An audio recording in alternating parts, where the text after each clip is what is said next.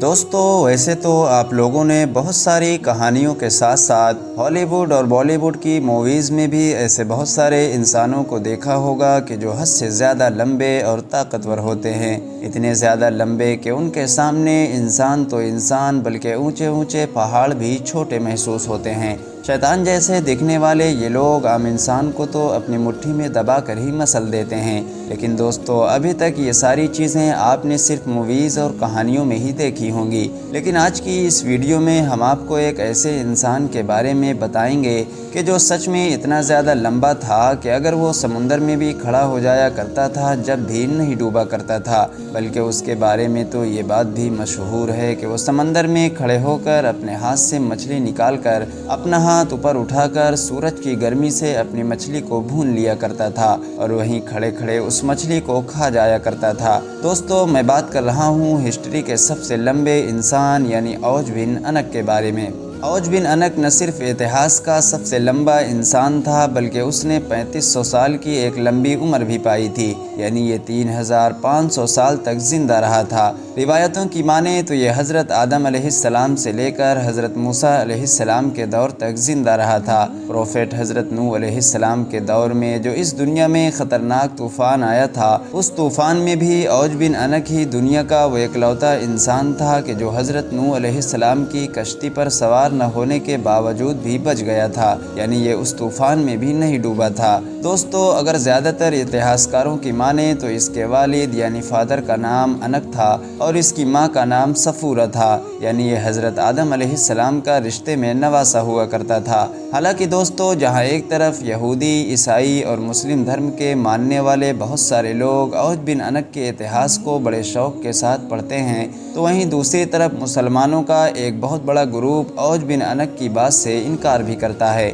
یعنی ان کا یہ ماننا ہے کہ اوج بن انک کے بارے میں جتنی بھی کہانیاں سنائی جاتی ہیں یہ ساری کہانیاں جھوٹی ہوتی ہیں اور اوج بن انک نام کا کوئی بھی انسان کبھی اس دنیا میں ہوا ہی نہیں کرتا تھا۔ اوج بن انک کے بارے میں بہت سارے لوگ اس طرح کا جو نظریہ رکھتے ہیں یہ بھی ہم آپ کو ویڈیو کے لاسٹ میں ضرور بتائیں گے۔ اس کے علاوہ دوستو، اوج بن انک سے جڑا جس انسیڈنٹ کو ہسٹوریکل بکس میں سب سے زیادہ منشن کیا جاتا ہے وہ یہ ہے کہ جب حضرت موسیٰ علیہ السلام نے اپنی قوم بنی اسرائیل کو مصر کے ظالم بادشاہ یعنی فرعون سے چھٹکارا دلایا تھا، تو اس کے بعد اللہ کی طرف سے بنی اسرائیل پر یہ حکم نازل ہوا کہ وہ جہاد کریں اور ملک شام کو اس قوم سے آزاد کرائیں جو بہت ظالم قوم ہے۔ اسی لیے حضرت موسیٰ علیہ السلام نے ملک شام یعنی آج کے سیریا کو فتح کرنے کا ارادہ کیا۔ موسیٰ علیہ السلام نے سب سے پہلے اپنی قوم کے 12 قبیلوں میں سے ایک آدمی کو اپنے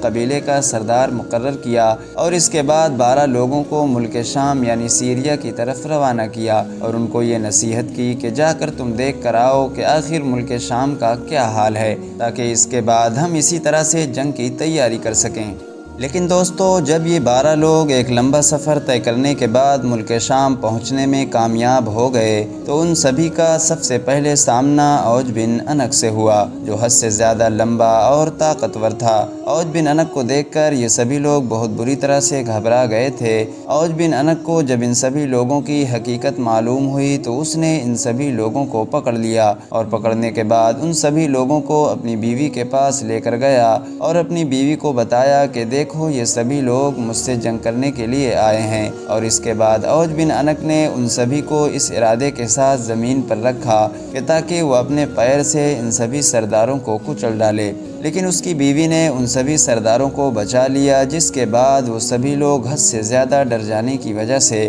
فوراً حضرت موسیٰ علیہ السلام کے پاس واپس آ گئے۔ واپس آ کر ان لوگوں نے حضرت موسیٰ علیہ السلام کو ملک شام کی ایک قوم کے بارے میں بتایا کہ وہ حد سے زیادہ طاقتور اور خطرناک ہیں۔ اس کے علاوہ ان لوگوں نے یہ بھی بتایا کہ وہاں کے پھل بھی بہت بڑے بڑے ہیں، ایک انار کا دانہ ایک انسان کا پیٹ بھرنے کے لیے بھی کافی ہے۔ یہ سن کر حضرت موسیٰ علیہ السلام نے ان سبھی سرداروں کو یہ نصیحت کی کہ تم لوگ اپنی قوم کے سامنے ملک شام یعنی سیریا کی صرف اور صرف خوبیاں بیان کرنا، یعنی وہاں کی صرف اچھی باتوں کو ہی بیان کرنا، یہ نہ بتانا کہ وہاں کی قوم حد سے زیادہ طاقتور اور خطرناک ہے، ورنہ بنی اسرائیل جنگ کرنے کے لیے تیار نہیں ہوگی۔ لیکن دوستو، حضرت موسیٰ علیہ السلام کی اس نصیحت پر صرف 2 ہی سرداروں نے عمل کیا تھا۔ باقی بچے ہوئے سرداروں نے اپنے اپنے قبیلے کو بتا دیا کہ ملک شام میں بہت خطرناک اور طاقتور لوگ رہتے ہیں اور ہم لوگوں کا ان لوگوں سے جیتنا ناممکن سی بات ہے۔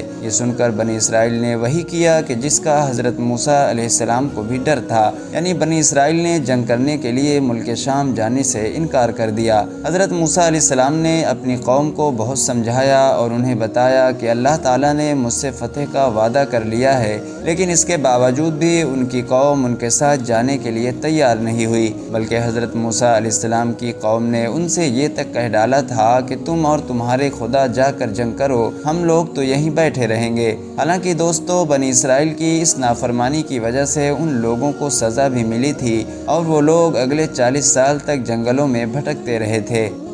آخرکار اپنی قوم کے انکار کرنے کے بعد موسیٰ علیہ السلام نے اب خود ملک شام جا کر اس طاقتور انسان سے مقابلہ کرنے کا ارادہ کیا۔ جیسے ہی حضرت موسیٰ علیہ السلام کا اوج بن عنق سے سامنا ہوا تو اوج بن عنق نے چاہا کہ ان کو چیٹی کی طرح اپنے پیروں سے مسل ڈالوں، اور اس کے بعد اوج بن عنق نے حضرت موسیٰ علیہ السلام سے کہا کہ تم ہی بنی اسرائیل کے وہ سردار ہو کہ جس نے فرعون کو سمندر میں ڈبا دیا تھا، اور یہ کہتے ہوئے اوج بن عنق نے موسیٰ علیہ السلام کے اوپر حملہ کر دیا۔ حضرت موسیٰ علیہ السلام نے بھی اوج بن عنق کے اوپر جوابی حملہ کیا اور لگ بھگ 10 فٹ اچھل کر اپنی عصا مبارک یعنی اپنی چھڑی کو اس کے ٹخنوں پر مارا، اور یہ حملہ اتنا کارگر ثابت ہوا کہ وہ اوج بن عنق نام کا انسان وہیں پر ڈھیر ہو گیا۔ اتہاس کی کتابوں میں آتا ہے کہ اوج بن عنق کے مر جانے کے بعد اس کی ہڈیاں اگلے کئی سالوں تک اسی میدان میں پڑی رہی تھی کہ جس میدان میں اس کی موت ہوئی تھی۔ حالانکہ دوستو، جیسا کہ میں نے آپ کو ویڈیو کے شروع میں ہی بتایا تھا کہ بہت ساری اتہاسک کتابوں میں اوج بن عنق کا ذکر ہونے کے باوجود بھی